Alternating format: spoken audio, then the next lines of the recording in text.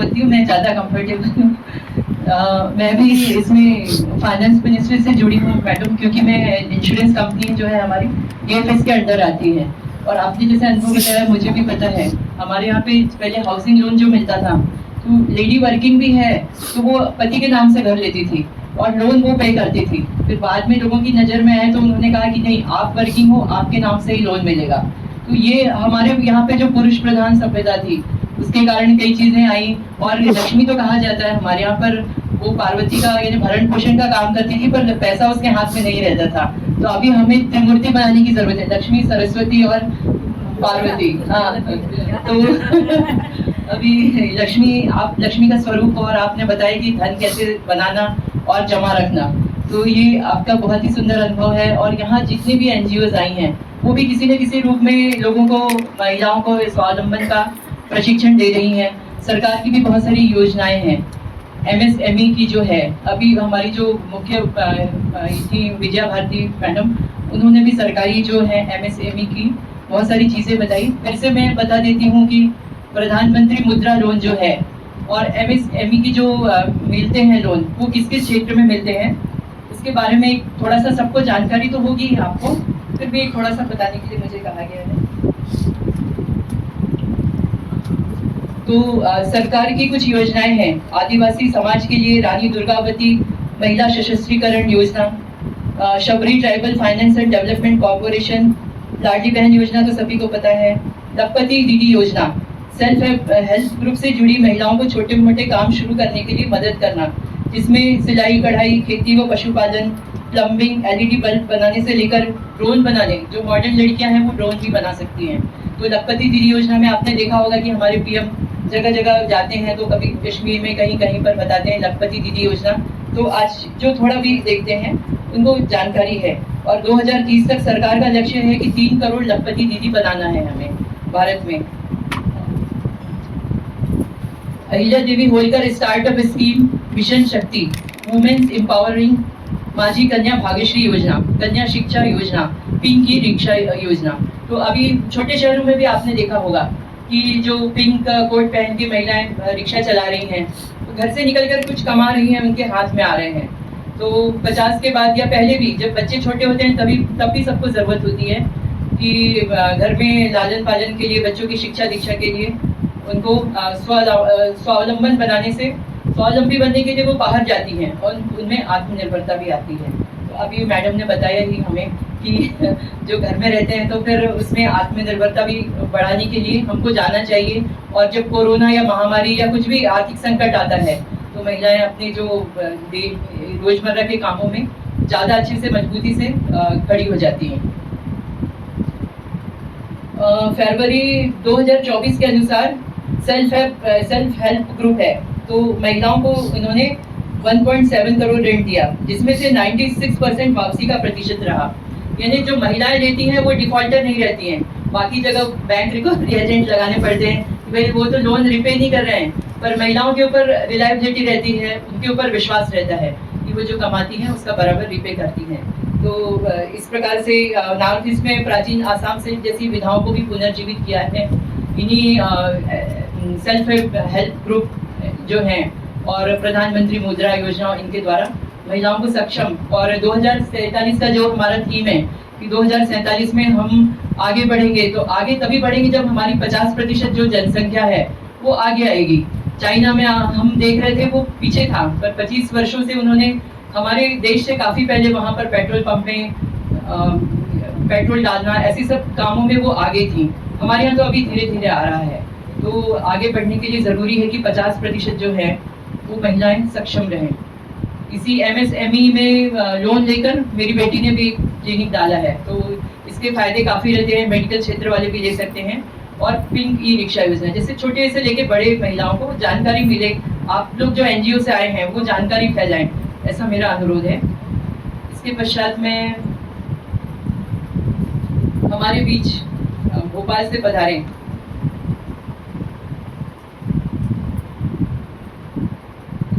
Doctor Sadanand Damodar Sapre जी, इनका परिचय देना चाहूंगी। आप सप्रे जी भोपाल स्थित राष्ट्रीय प्रौद्योगिकी संस्थान NIT भोपाल में इलेक्ट्रॉनिक्स के प्राध्यापक रहे हैं। इस दौरान आप संगीत का कार्य करते ही थे, परंतु सामाजिक और सांस्कृतिक कार्यों के लिए पूरा समय देने के लिए 2010 में आपने स्वैच्छिक सेवानिवृत्ति ली। तब से भोपाल के संघीय कार्यालय संविदा में रहते हुए देश विदेश में प्रवास कर रहे हैं। पाठ्य पुस्तक लेखन, इलेक्ट्रॉनिकी मापन आपका हिंदी में प्रकाशित एक पुस्तक है। इस पुस्तक हेतु मध्य प्रदेश सरकार द्वारा हिंदी में तकनीकी पुस्तक लेखन के लिए वर्ष 2025 का पुरस्कार दिया गया।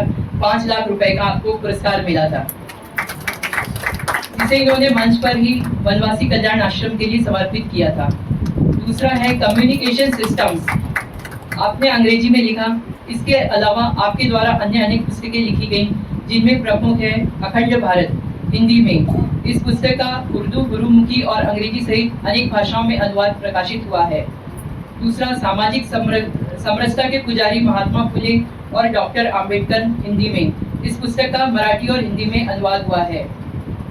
तीसरी है हिंदू धर्म एंड संस्कृति इंग्लिश में।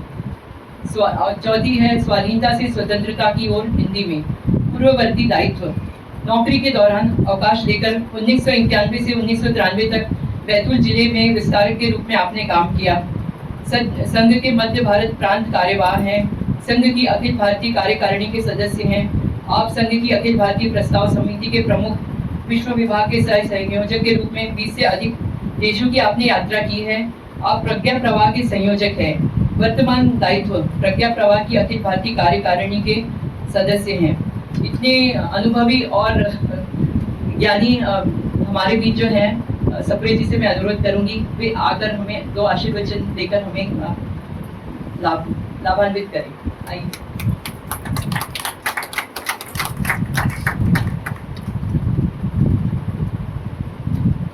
कितने मिनट होंगे मेरे लिए?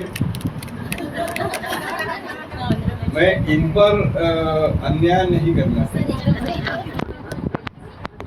हो गई रिश्वत है कि इसमें से बार बार देख नहीं सकूंगा।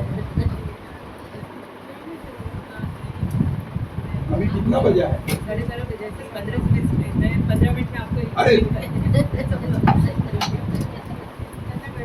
थोड़ा 15 से 20 मिनट। अरे बाप रे, दिसत नाही तुमच्या समजा 12-20 झाले। ठीक आहे ना, ते 12:30 सांगून राहिले। 5 मिनिटं कमी आहे, 5 मिनिटं जास्त मिळतील तुम्हाला। नाही नाही, मला अन्याय नाही करायचा। 15 मिनिटं घ्या। ठीक आहे आता 15 मिनट मध्ये बेटा दिसत नाही नाही दिसत. राहू दे राहू दे। नाही बोला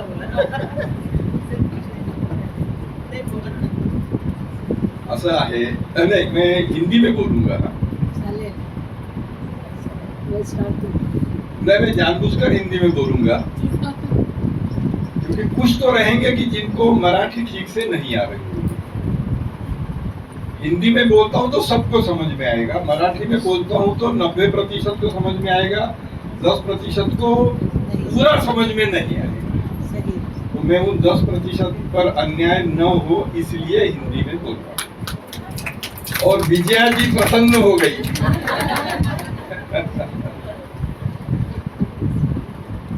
ये इस कार्यक्रम में मैंने मुख्य रूप से 3 बातें आइडेंटिफाई की हैं। एक तो है विकसित भारत। अब आगे 2047 लिखा है, लेकिन मूल बात है विकसित भारत, और उसमें महिला नेतृत्व, यानी विकसित भारत बनाने में महिला नेतृत्व की क्या भूमिका रही। और तीसरा जो मैंने आइडेंटिफाई किया है, मैं गलत भी हो सकता हूं, एनजीओ। तो एनजीओ क्या होता है, ये एनजीओ वाले में से कोई बताएंगे क्या? मैं बीच बीच में संवाद कर लूंगा ताकि आप लोग सो न सके। एनजीओ ने नॉन गवर्नमेंट ऑर्गेनाइजेशन। मुझे मालूम नहीं कि यहाँ कितने एनजीओ आए हुए हैं, और क्या एनजीओ जो केवल महिलाओं के बीच एनजीओ है, केवल वे ही बुलाए गए हैं कि जनरल एनजीओ को बुलाया गया है? जैसे मिक्स है। मिक्स है।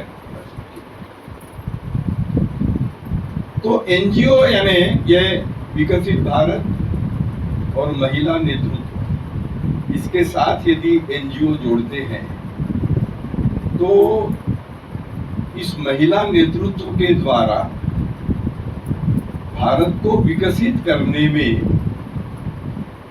जो भूमिका निभाएंगे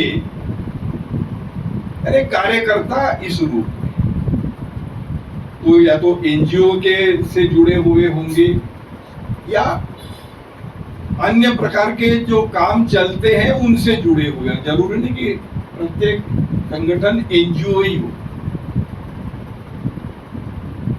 तो विकसित Bharat, so I will try to focus on this particular thing. पूर्ववर्ती वक्ताओं के इसमें अनेक बातें आ चुकी हैं, उनका रिपीटिशन बाद के वक्ता के लिए यह सुविधा रहती है। जो रिपीटिशन ना करे तो समय बच जाता है। तो साधारणतः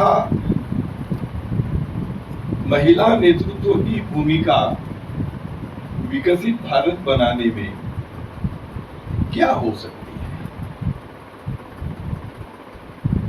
एक तो यह है कि जो नेतृत्व है उसको स्वयं का उदाहरण प्रस्तुत करना।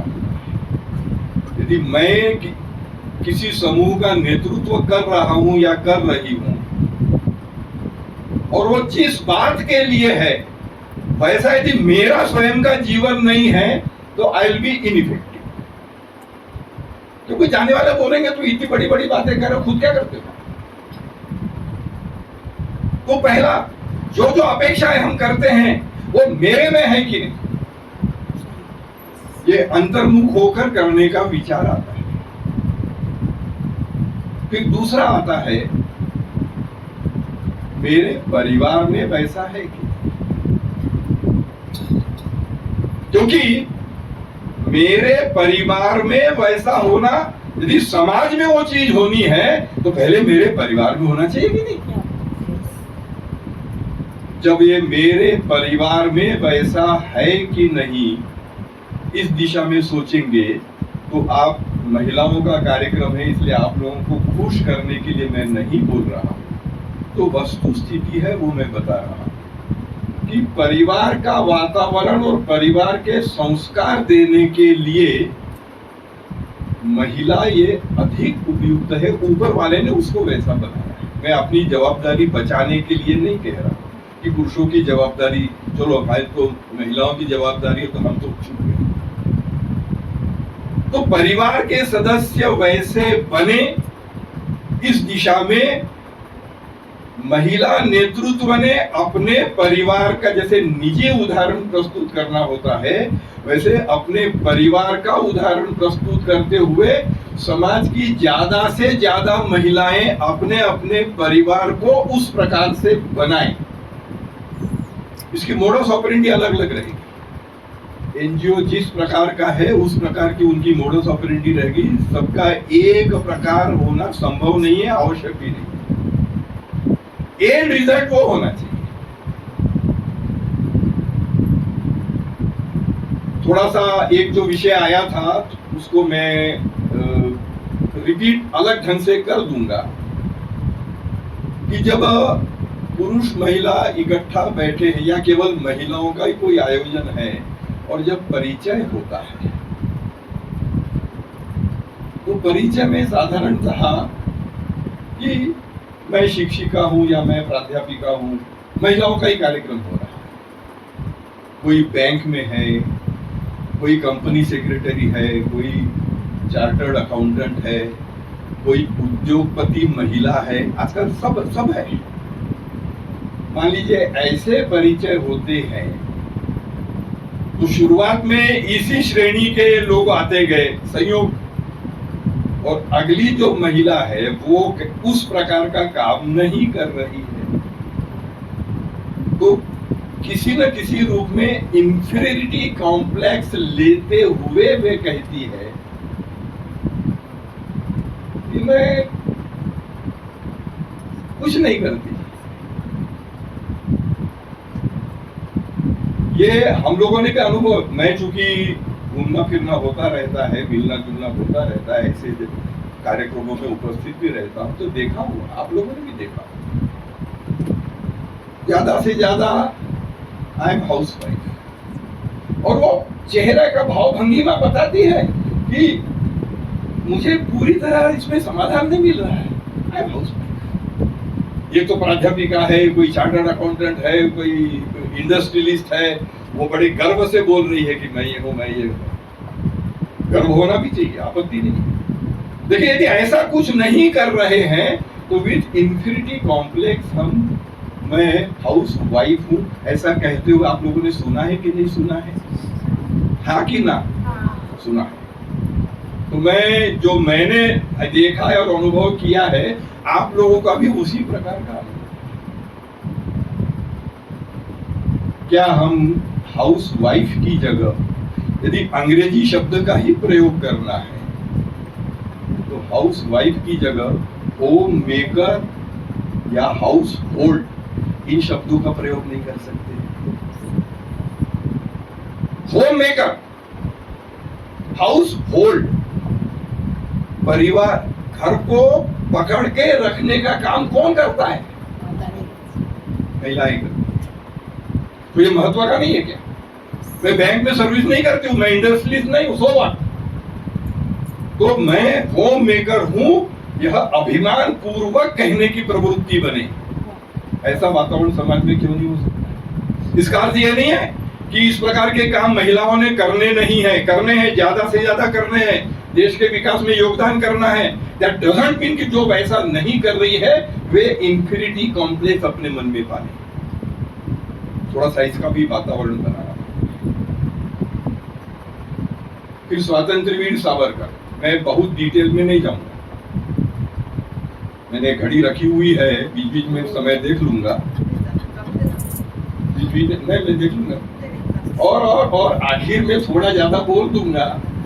इतना मैंने पार्श्वभूमि बना ली है तो आप लोग मुझे झेल लेंगे।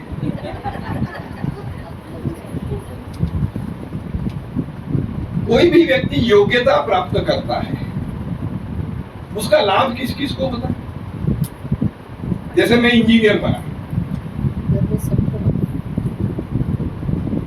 अब और इस विषय पर मैं कॉलेज स्टूडेंट्स के सामने बोल चुका हूं अनेक जगहों पर, एंड दे आर एक्सेप्टेड कि मैंने योग्यता प्राप्त की, उसका लाभ किस किस को है। अभी ये प्रश्न आप लोगों के लिए नहीं है, इसलिए आप लोग उत्तर देने के झमेले में मत पड़िएगा। तो मेरी योग्यता का लाभ किसे किसे होगा, ये प्रश्न है। इसके उत्तर में एक तो आता है मैं, स्वाभाविक है, यदि मैंने योग्यता प्राप्त की तो मुझे उसका लाभ होने वाला है। कुछ देशों में इस मैं के बाद ही फुल स्टॉप आ जाता है। सौभाग्य से आज भारत ऐसा नहीं है। तो मैं के बाद कॉमा है और कॉमा के बाद मेरा परिवार है। दुर्भाग्य से ज्यादा परिवारों में भारत के मैं के बाद कॉमा, मेरा परिवार के बाद फुल स्टॉप आ जाता है। हम जैसे जो कार्यकर्ता लोग हैं, मैं एनजीओ वालों को भी कार्यकर्ताओं में गिन रहा हूं और कार्यक्रम आयोजन करने वालों को भी कार्यकर्ता में गिन रहा हूं। मैं स्वयं भी कार्यकर्ता हूं, बहन जी भी कार्यकर्ता, मुझे मालूम यहाँ बैठे हुए सब कार्यकर्ता हैं। तो यह स्थिति, मैं कॉमा मेरा परिवार, इसके बाद भी कॉमा होना चाहिए। तो इसके आगे क्या रहे? मैंने कहा प्रश्न आपके लिए है ही नहीं, लेकिन मैं जानता हूं कि हमारी सबकी वेवलेंथ एक है ना। जब वेवलेंथ एक होती है तो ये स्वाभाविक है। तो इस मेरा परिवार के बाद फुल स्टॉप की जगह यदि कॉमा आ जाता है तो काम हो गया। व्यवहार में, केवल भाषण में या उद्बोधन में या लिखने में नहीं, व्यवहार में। इस दृष्टि से स्वतंत्र वीर सावरकर जी का उदाहरण है। सावरकर जी इंग्लैंड में गए थे, बैरिस्टर बनने के लिए गए थे। मुझे महाराष्ट्र में तो बताने की आवश्यकता नहीं है, अन्य किन्हीं प्रांतों में थोड़ा सा बताना पड़ता है सावरकर जी के चरित्र के बारे में, यहाँ महाराष्ट्र में बताने की आवश्यकता नहीं। ने मजसी ने भरत मातृभूमिला, यह जो उनका काव्य है अमर काव्य है, और ये वास्तव में यहाँ से फूट पड़ा है। उन्होंने सोच करके लिखा हुआ नहीं है कि इस विषय पर मुझे लिखना है तो मैं लिख रहा हूँ, उनमें वो भी क्षमता थी, उन्होंने वो काम भी किया हुआ है। लेकिन देशभक्त थे, मातृभूमि की तीव्रता से याद आती है, समुद्र किनारे जाकर बैठ जाते हैं और उनके शब्द निकल पड़ते हैं। वह काव्य है ने मजसी ने भरत मातृभूमि। उसमें इस विषय से संबंधित जितना हिस्सा है केवल उतना मैं आपके सामने रखूंगा। उसमें आता है, जो मराठी काव्य तो अधिकांश लोगों को याद भी होगा, जरी उद्धरण, यानी मैं क्यों आया हूं वगैरह ये सारी बातें वो पहले कह चुके हैं उस काव्य में। कुछ योग्यताएं प्राप्त करने के लिए मैं आया हूं, ऐसा कहने के बाद ये जो पंक्तियां आती है की जरी उद्धरणी व्ययन तिचा हो साचा, तिचा म्हणजे माझी योग्यता, मेरी योग्यताएं जो मैंने यहां आकर के हासिल की है, यदि उनका उपयोग मेरी मातृभूमि के लिए नहीं है, हा व्यर्थ भार विद्येचा, यानी मेरी जो विद्या है जो मैंने इतनी अर्जित की हुई है वो बेकार है, सिर का भार है, फेंक देनी चाहिए। यह प्रवृत्ति भारत के लोगों में आज होनी चाहिए कि नहीं होनी चाहिए? इसलिए मैं, मेरा परिवार, इसके बाद फुल स्टॉप नहीं, इसके बाद कॉमा, आगे जो जो जोड़ सकते हो जोड़ लीजिए। समाज आएगा, देश आएगा, मानवता, जो जो बातें आ सकती है। तो योग्यताएं ज्यादा से ज्यादा प्राप्त करना, लेकिन उन योग्यताओं का उपयोग मेरे देश के लिए होना चाहिए। 347 तो सारा फोकस कौन सा रहता था? स्वाधीनता। 1947 से पहले कि मेरे में जो कुछ भी है उसका उपयोग मेरे देश को स्वाधीन करने के लिए होना चाहिए। ये 347 हो गया। What about those 47? और ये विषय ज्यादा से ज्यादा लोगों के हृदयों में पहुंचाने का काम हम जैसे कार्यकर्ताओं का है। What should be the aim of every Bharatiya after 1947?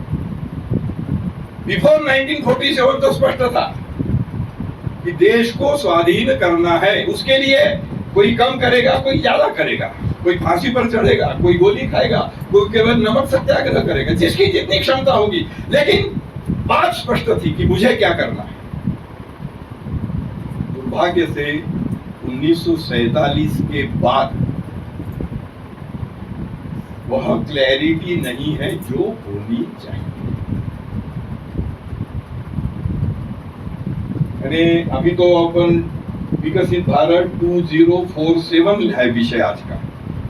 इस विषय पर डॉक्टर कलाम ने पुस्तक लिखी है, विजन 2020। What is it? यही विषय है कि मेरा प्रिय भारत, ये 1920 के 20-25 वर्ष पहले लिखी हुई कलाम साहब की लिखी पुस्तक है। उस समय सन 2020 वाज अराउंड 25 इयर्स अहेड। तो मेरा भारत 2020 में कैसा होना चाहिए? तो देशों की 3 श्रेणियां गिनी जाती हैं। अविकसित, विकासशील और विकसित। अब वो कैसे बनाया है मैं इसके पछड़े में नहीं पड़ता, लेकिन उस समय भारत को मोटा मोटी विकासशील देशों में गिना जाता था। वो सही था गलत था इस पछड़े में भी मैं नहीं पड़ता, समय नहीं। लेकिन सपना, और डॉक्टर कलाम कहते थे सपना देखो तो बड़ा सपना देखो, और बड़ा सपना केवल स्वयं के लिए और केवल स्वयं के परिवार के लिए नहीं होता। सपना है वो बड़ा सपना तभी बनता है जब बड़ी इकाई के लिए सपना देखते हैं। तो देश ये इकाई है। तो मेरी जितनी योग्यता है मैंने कैसे प्राप्त की है, मेरे परिवार को लाभ होना चाहिए, मुझे भी उसका लाभ हो रहा है। मैं इंजीनियर बना, फिर प्राध्यापक बना, मेरा फायदा हुआ कि नहीं हुआ? अच्छी खासी कमाई होने लगी। मेरे परिवार का फायदा हुआ कि नहीं हुआ? परिवार का भी फायदा। लेकिन यहां तक रुकना नहीं है। यह भाव यदि इधर पहुंच जाता है सावरकर जी वाला, यदि मेरी योग्यता का उपयोग मेरे देश के उद्धार के लिए नहीं होने वाला है, आज देश का उद्धार यानी विकसित भारत है, उस दिशा में तो मैं जो भी योग्यता प्राप्त करूंगी उसका भारत को विकसित बनाने की दिशा में कुछ उपयोग हो रहा है कि नहीं हो रहा है, अपने आप से पूछना पड़ता है। हम दुनिया को धोखा दे सकते हैं, अपने आप को धोखा नहीं दे सकते। दुनिया को हम चाहे जो बताए, हम ये कर रहे हैं, हम ये कर रहे हैं, I am happy, I am संतुष्ट, दुनिया को कह सकते हैं, अपने आप को नहीं कह सकते, क्योंकि हम जानते हैं कि हम क्या है और कितना कर रहे हैं। तो हमें अपने आप को समाधान मिले, ऐसा मेरा जीवन रहे, मेरे परिवार का जीवन रहे, और ऐसा सोच वाले ज्यादा से ज्यादा लोग भारत में हों। मैं केवल एक उदाहरण देकर के रुक जाऊं। मेरे परिचय में संघ वगैरह के बातें आई हुई है, तो उसमें प्रवास करना पड़ता है, विदेशों में भी प्रवास रहता है, देश में भी प्रवास रहता है। मैं प्रवास के दौरान केरल में गया था। 5-1 मिनट है, अभी 6-7 मिनट चल जाएंगे। अनुमति लेना ठीक रहता है। नहीं, यदि मैं ज्यादा बोला और ये लोग बोर हुए तो मुझे गाली नहीं देंगे, आपको गाली देंगे। आपने अलाउ किया है, मुझे मालूम है कोई गाली नहीं देने वाला। तो उस प्रवास के अंतर्गत मुझे केरल जाना था। केरल में प्रवास लगभग 4 सप्ताह का प्रवास था, जिला शाह प्रवास था। तो जो संघ में अधिकारी प्रवास होते हैं तो स्थानीय कार्यकर्ता कार्यक्रमों का निर्धारण करते हैं। कई बार लोगों को लगता है, बाहर वालों को लगता है कि ये जो अधिकारी है यही सब डिक्टेट करते होंगे। अरे अधिकारी तो गुलाम होता है, वहां के लोग जो बताएंगे वो करना है। तो मैंने उनको केवल एक निवेदन किया। मैंने उनसे कहा, आपने जो जो कार्यक्रम किए हैं वो सब यथावत चलने दीजिए। इन एडिशन टू दैट आप 2 बातें कर सकते हैं। मैंने मेरी ओर से, वहां के प्रांत कार्यवाह से मेरी बात हुई। कौन सी 2 बातें?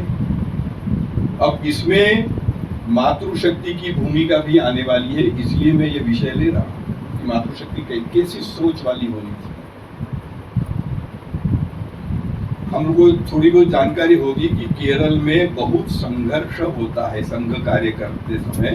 यानी संघर्ष यानी केवल मारपीट हो रही, इतना नहीं, तो बम फेंक करके उड़ा दिए जाते हैं, घर के घर उड़ा दिए जाते हैं, कत्ल कर देते हैं। कितनी क्रूरता से कत्ल करते हैं। अभी एक सांसद बने हुए, राज्यसभा सदस्य बने हैं, जो मेरा नाम है लगभग वैसा ही उनका नाम है, सदानंदन मास्टर। उनका इतिहास पढ़ लीजिए। ऐसे सैकड़ों उदाहरण जिस केरल में है। तो मैंने उनसे कहा कि पहली मेरी इच्छा है, तुम्हारे जो कार्यक्रम तय रहेंगे वो सब यथावत कर दीजिए।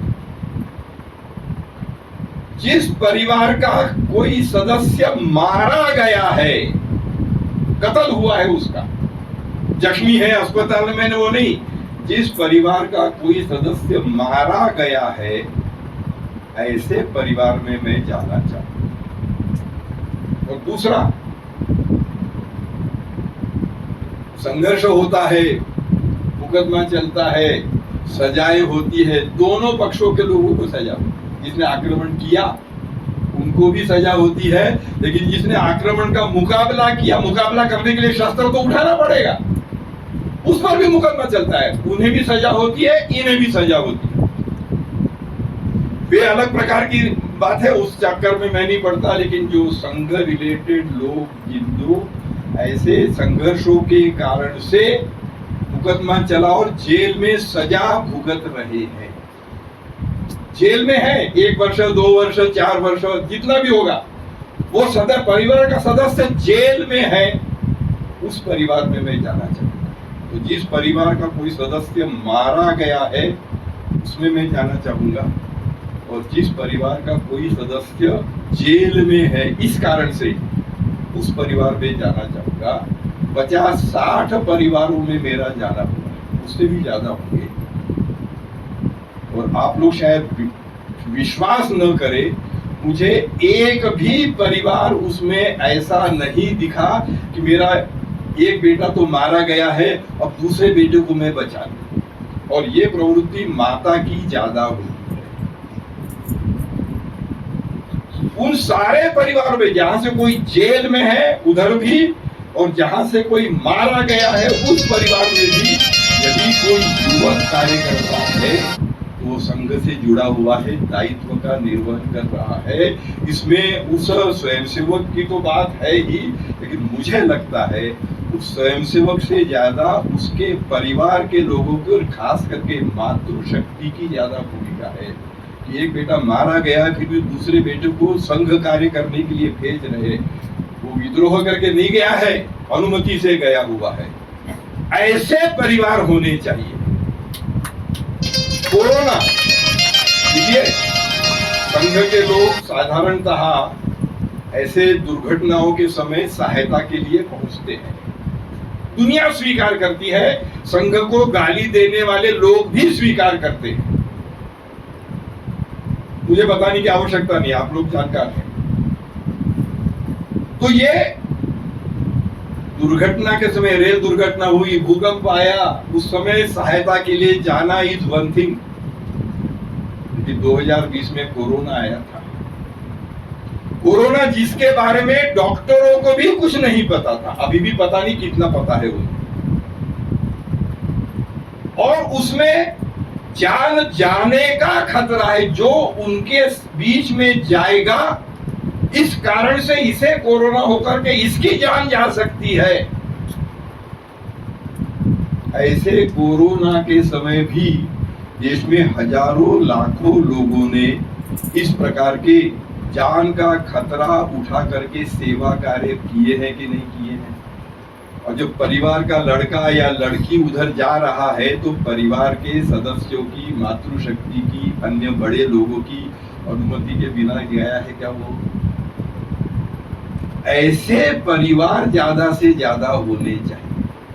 ये उसका अर्थ है, जनी उद्धरणी व्यय न तिचा हो साचा, हा व्यर्थ भार विद्येचा।